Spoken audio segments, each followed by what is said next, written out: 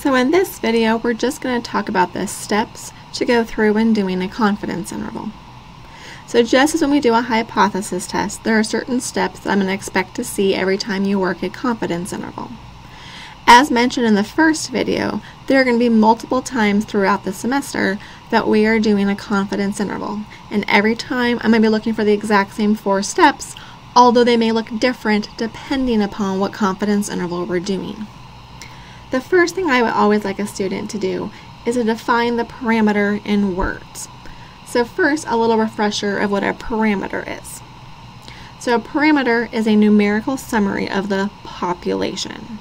So for example, in this set of notes, we're going to write out what P is in words. Because P is a population proportion, it is a parameter.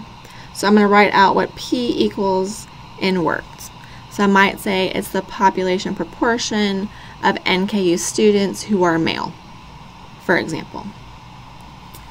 Second is going to be to identify and state the appropriate formula. At first, that one seems silly because we only have one formula, but again, as we start doing more, kind of just let me know which formula you're using is important. And then we need to look at what conditions are met or assumed. And again, if you've noticed, conditions are on your formula sheet. You just have to remember to do them. So what are our conditions in this set of notes? So what our conditions are not going to look very different from what we've already seen. So first, I still need that relatively random and unbiased sample. And then our second and third condition usually look at the form of like n times p being at least 10. They're going to look a tad different here. So normally I would put n times p as at least 10. I'm only going to change this a little bit. Instead of p, that becomes p hat. Now why? I don't know p. Right? That's the whole goal of me doing this confidence interval, is I don't actually know what that p is. So all I have is p hat, so we're going to use it in place of it. And then that also means instead of n times 1 minus p, I'm going to check that n times 1 minus p hat is also at least 10. So that's what our conditions will look like here for one categorical variable. Then the third step, where you usually normally want to start, but it's only step 3, so you got to do a couple things first, is to actually do the calculation.